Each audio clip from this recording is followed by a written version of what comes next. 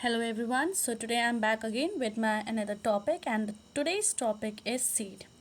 चलो, तो अगर हम सीड की बात करते हैं तो हमारे घर से लेके मार्केट से लेके हर जगह हम देखते हैं इन सीड्स को। क्यों देखते हैं भाई? इन्हीं से हमें क्या मिल रहा है? सभी कुछ मिल रहा है, इन्हीं से प्लांट ग्रो हो रहे हैं। बट पॉइंट यहाँ पर ये आता है, क्या ये सारे सीड एक जैसे होते हैं या फिर क्या ये सारे सीड एक ही तरीके से ग्रो होते हैं और क्या कोई डिफरेंस है इनमें या नहीं? चलिए सबसे पहले हम बात करते हैं एक सीड के स्ट्रक्चर के बारे में। ओके, तो अभी हम बात करेंगे कि सीड के पार्ट्स क्या होते हैं, सीड बेसिकली किसे कहा जाता है और इसके क्या पार्ट्स होते हैं। तो जो सीड है, सीड हमारा एक मैच्योर ओव्यूल है। तो ये हम पहले भी पढ़ चुके हैं कि सीड ओव्यूल से सीड बनता है और ओवरी से फ्लावर बनता है। तो यहाँ पे हम बात कर रहे हैं सीड की। तो कोई भी सीड कैसे बन रहा है? वो जब पॉलिनेशन के थ्रू ओव्यूल्स मैच्योर हो जाते हैं तब वो क्या बनाते हैं? हमारे सीड बनाते हैं। अब हम बात करते हैं कि ये सीड जो है इसके कितने टाइप्स होते हैं, कितने पार्ट्स होते हैं। तो एक सीड का सबसे पहले पार्ट होता है सीड कोट, बहुत इम्पॉर्टेंट है। Okay, now the next one is the endosperm and the last is the embryo. Now अगर हम बात करते हैं यहाँ पर सीड कोट की, देखो हम सभी लोगों को क्या ठंड लगती है, या फिर अगर हमें ठंड नहीं भी लगती है लेकिन हम क्या पहनते हैं? कपड़े पहनते हैं। क्यों पहनते हैं कपड़े? ताकि हमें अपनी बॉडी को प्रोटेक्ट करना है from the heat, from the all the in natural things. So वैसे ही जो सीड कोट है वो सीड के अंदर की जितनी भी चीज़ें होती हैं उसको वो प्रोटेक्ट करता है।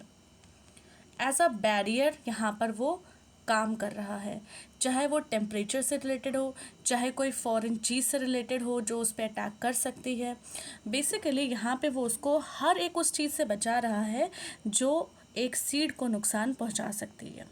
ओके, अब हम आते हैं एंडोस्पर्म में। अब जैसे हम लोग को जीने के लिए खाना है, वैसे ही एक सीड को जब तक वो प्लांट में ग्रो नहीं कर जाता है, जब तक वो एक प्लांट में ग्रो करके खुद अपने आप से फोटोसिंथेसिस नहीं करता है, तब तक तो उसको एक चीज़ चाहिए ना, न्यूट्रिशन चाहिए। तो ये जो न्यूट्रिशन है वो यहाँ पर एंडोस्पर्म प्रोवाइड कर रहा है सीड को। ये जितने भी न्यूट्रिएंट्स हैं यहाँ पर ये एंडोस्पर्म प्रोवाइड कर रहा है। अब अगर हम बात करते हैं एम्ब्रॉय की, तो ये एक फर्टिलाइज्ड एग है। ओके, ये एक फर्टिलाइज्ड एग है जो कि सीड कोट के अंदर है। सीड के जो सबसे अंदर पार्ट में पाया जा रहा है, जहाँ से रेडिकल, प्यूमूल, ये सारी चीज़ें डेवलप होंगी, वो हमारा पार्ट कहलाता है एम्ब्रॉय। जहाँ से जर्मिनेशन स्टार्ट होगा वो क्या कहलाता है? हमारा एम्ब्रॉय। अब हम बात करते हैं धीरे धीरे कि इस एम्ब्रॉय में कितने सारे पार्ट्स होते हैं। तो अगर हम देखते हैं यहाँ पर एम्ब्रॉय के बारे में, तो एम्ब्रॉय अगर आप देखो, हाँ, तो हमने it is to light,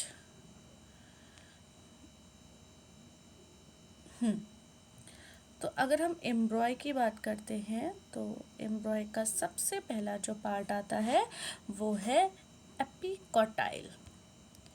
epicotyl. Now this part will convert into shoot. Shoot क्या होता है? जो प्लांट का अबव द ग्राउंड वाला पार्ट होता है। रूट ग्राउंड के नीचे वाला, शूट ग्राउंड के ऊपर वाला। नेक्स्ट आता है हमारा hypocotyl. This is the hypocotyl.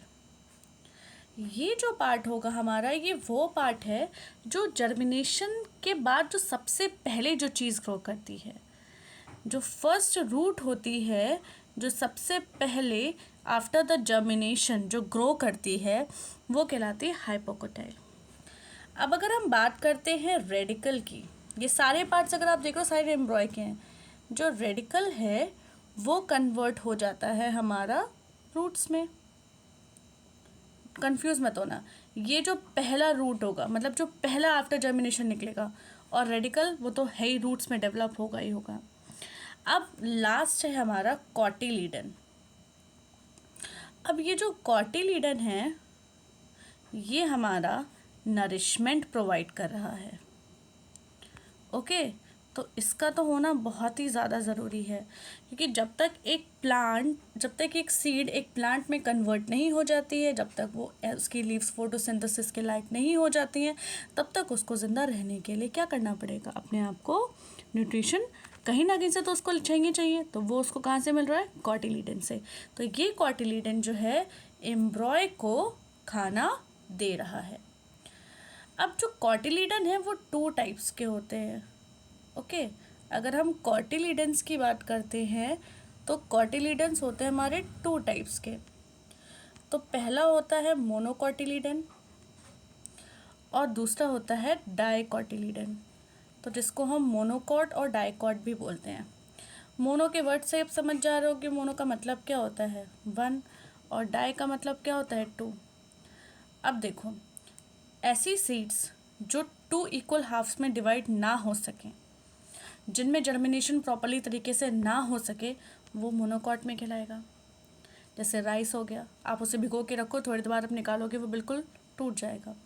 अगर हम डाइकॉट की बात करते हैं जो 2 इक्वल हाफ्स में क्या हो सकें, डिवाइड हो सके, जैसे आपने बीन्स ली, उसको भिगो के रखा, अब उसे आप कट करोगे तो वो 2 इक्वल हाफ्स में डिवाइड होगा, जो कि प्रॉपर जर्मिनेशन में भी काम करेगा। So these are the 2 types of cotyledons. So this much is for today and I hope कि आपको समझ में आया होगा। मैं आपको एक पिक्चर दिखाती हूँ जिसके थ्रू आप समझ सकोगे hypocotyl and this epicotyl everything. Okay, so let me show. तो जैसे आप देख सकते हो कि ये एक सीड है। ओके, और ये हमारा कौन सा पार्ट है, रेडिकल, जो कि किस में बदल जाएगा, रूट्स में। ये क्या है हमारा हाइपोकोटाइल, जो कि किस में बदल जाएगा, first root after the germination. Seed coat क्या कर रही है, प्रोटेक्शन प्रोवाइड कर रही है। कॉटिलीडन क्या कर रहा है, नरिशमेंट प्रोवाइड कर रहा है। और जो एपिकोटाइल है वो किस में बदल जाएगा, शूट्स में बदल जाएगा। Okay, so I don't think so that is there any problem, and if you have any problem, any doubt, please do watch my video, and I hope so this much is understood. So thank you so much.